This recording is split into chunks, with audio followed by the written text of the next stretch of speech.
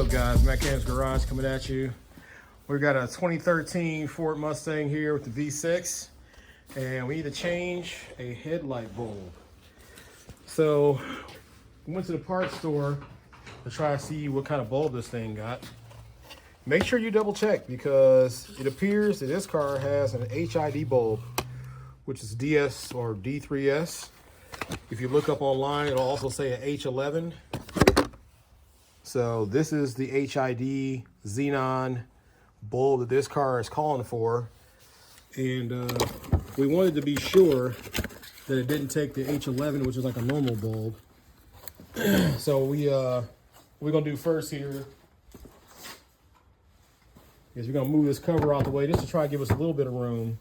So you gotta pull all these little plastic grommets out the way. So we'll remove this. Get this out of our way, give us a little bit of room for our hands. Here's where the bulb goes, it's the housing.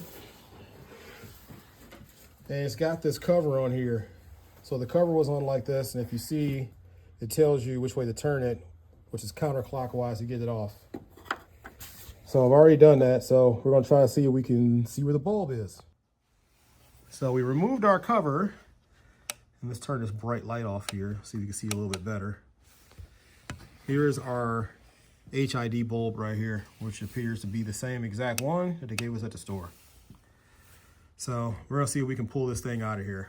Most likely we gotta twist it counterclockwise, and it appears to have a plug on it, so I hope the plug is long. All right, guys, we removed the plug. I just used these curved pliers to grab the bottom of the plug and push down, so that pulled it out. So now I have to see, how do we actually get this HID bulb out of here? All right, guys, so we ended up pulling off the air cleaner to get better visibility, and we had to get our hand down in here. So this stupid bulb is held in with two clips that you barely can see. If you look here, they're at the bottom. Let me move this phone so you can see here. Those two clips right there, you push those out. Those connect on to the bottom of here, and that's what's holding it in. And that'll allow you to pull this bulb straight out. So don't touch the glass of the bulb when you put the new one in. Just hold the housing.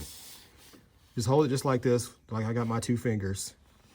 So we're gonna try to see if we can plug the new one in first, then push it back into place and see if we can put those clips back on. So we're gonna go for this. All right, guys, so we got the new bulb in. So what I suggest you probably try to do is push this plug in first. You'll hear it click. And then you have a little bit of space to pull this bulb back and push it into the housing.